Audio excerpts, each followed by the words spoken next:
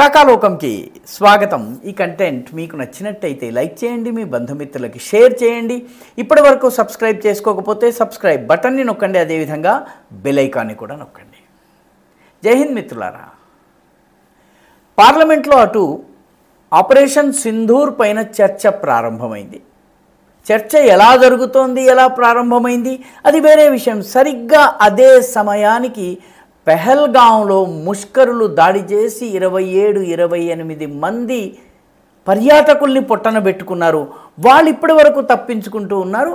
ఆ తప్పించుకుంటూ ఉన్నటువంటి వాళ్లను చుట్టుముట్టి మట్టుబెట్టి పైలోకాలకు పంపడం జరిగింది.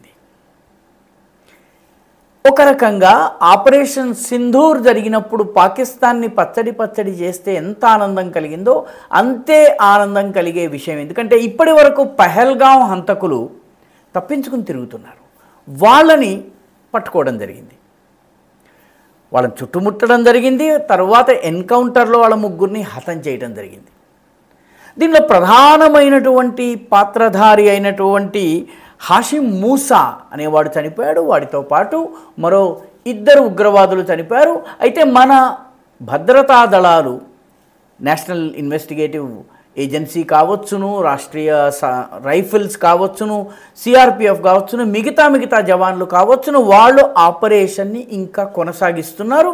శత్రుశేషం ఏమైనా మిగిలితే దాని పని కూడా పెట్టి తద్దినం పెట్టి పైకి పంపించేందుకు ఆపరేషన్ కొనసాగుతుంది. అయితే ఇక్కడ ఆసక్తికరమైన విషయం ఏంటంటే, ఇన్నాళ్ళు పెహల్గాం హంతకులు ఎలా తప్పించుకున్నారు? దుస్సంఘటనకు పాల్పడి దుస్సాహసానికి పాల్పడిన తరువాత వాళ్ళు ఎక్కడికి వెళ్ళిపోయారు? వాళ్ళు పాకిస్తాన్కి వెళ్ళిపోయారు.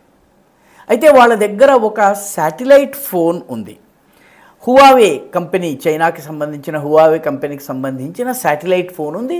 ఆ శాటిలైట్ ఫోన్ ఏప్రిల్ 22న పెహల్గాం సంఘటన జరగగానే వాళ్ళు ఆపేశారు, దాన్ని క్లోజ్ చేశారు, వాడడం మానేశారు. అయితే భారత గూఢచారి వర్గాలు ఏవైతే ఉన్నాయో అవి ఆ ఫోన్కి సంబంధించి ఏవైనా సిగ్నల్స్ వస్తాయి, ఏవైనా కమ్యూనికేషన్ వస్తుందా అని చెప్పి ఎదురు చూస్తూ ఉన్నారు దాదాపు గత 2-2.5 నెలలుగా. చిట్ట చివరికి 2 రోజుల క్రితము ఆ ఫోన్ యాక్టివేట్ అయింది. ఆ ఫోన్లోంచి హాషిమ్ మూసా ఫోన్ చేశాడు, ఎవరితోటో మాట్లాడారు.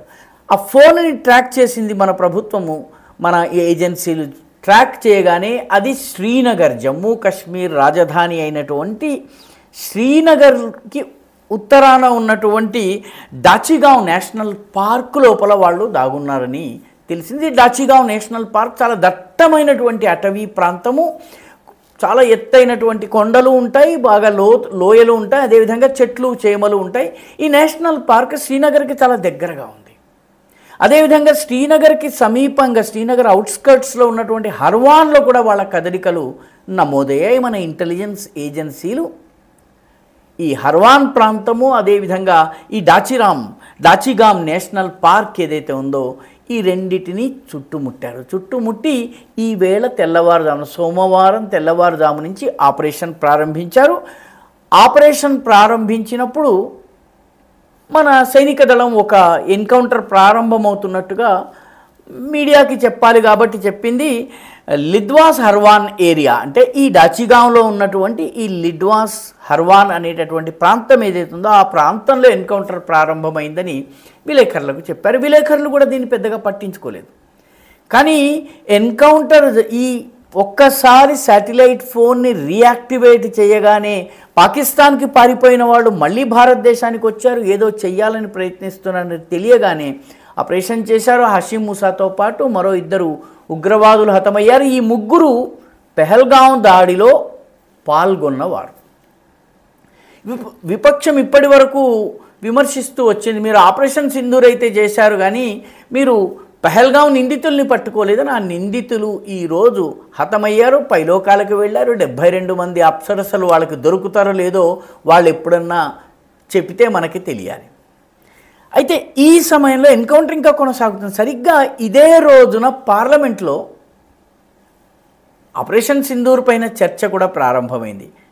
తమాషా ఏంటంటే ఆపరేషన్ సింధూర్పై చర్చ జరగాలి అని పట్టుబట్టిన విపక్షము స్పీకర్ అనుమతించిన తరువాత చర్చ ప్రారంభించవచ్చు అని చెప్పిన తర్వాత ఆపరేషన్ సింధూర్ని పక్కన పెట్టి బీహార్ బెంగాల్లో ఓటర్ లిస్టుల రివిజన్ ఏదైతే ఉందో స్పెషల్ ఇంటెన్సివ్ రివిజన్ దాని మీద చర్చ జరగాలని పట్టుబట్టారు. అంటే వీళ్లకు ఆపరేషన్ సింధూర్ ముఖ్యం కాదు. వీళ్ళకి ఓటర్ల జాబితా నుంచి బంగ్లాదేశీల్ని తొలగించడాన్ని, రోహింగ్యాల్ని తొలగించడాన్ని, విదేశీయుల్ని తొలగించడాన్ని వ్యతిరేకించడమే ప్రధాన లక్ష్యం. అయితే స్పీకర్ బిజినెస్ అడ్వైజరీ కమిటీలో డిస్కస్ చేసిన విధంగా ఓన్లీ ఆపరేషన్ సింధూర్ పైన చర్చ జరుగుతుందని చెప్పిన తర్వాత చర్చ జరిగింది. అపోజిషన్ ఎక్స్పోజ్ అయింది. సరిగ్గా ఇదే సమయంలో, సరిగ్గా ఈ పార్లమెంట్లో చర్చ జరుగుతున్న సమయంలోనే అక్కడ పహల్గాం ఇన్సిడెంట్ జరిగింది.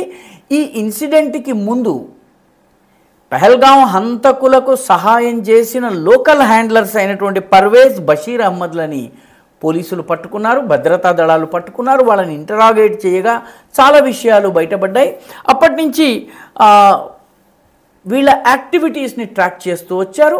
అదేవిధంగా పహల్గాం హంతకులు పారిపోవడానికి సహకరించినటువంటి 6 ఉగ్రవాదుల్ని మే జూన్ నెలల్లో దక్షిణ కశ్మీర్లో ఉన్నటువంటి ట్రాల్ కావచ్చు, కుల్గాం కావచ్చు, అదేవిధంగా ఆ ప్రాంతాల్లో వాళ్ళని మట్టుపెట్టడం జరిగింది. ఈ రకంగా మొత్తము ఏ ఇకో సిస్టమ్ అయితే పహల్గాం దాడికి కారణమైందో ఆ సపోర్ట్ సిస్టమ్, వాళ్ళకి సహకరించిన వాళ్ళు, వాళ్ళకి సమాచారం అందించిన వాళ్ళు, వాళ్ళకి ఉప్పందించిన వాళ్ళు, వాళ్ళకి మిలిటరీ యూనిఫాములు అందజేసి హెడ్ మౌంటెడ్ కెమెరాస్ అంటే తల మీద పెట్టుకునే టోపీకే కెమెరాని అమర్చి తాము చేసినటువంటి హత్యలను, కిరాతకాలను షూట్ చేసేటటువంటి వీలు కల్పించే విధంగా ఏర్పాటు చేసిన మొత్తం సిస్టమ్ని ధ్వంసం చేశారు.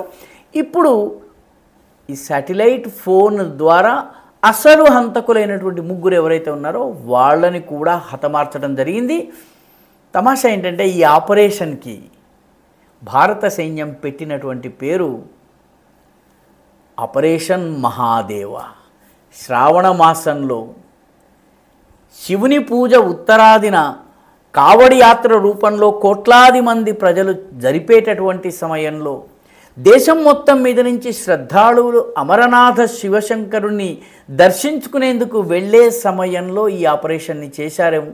అందుకే దీని పేరు ఆపరేషన్ మహాదేవ్ అని పెట్టారు.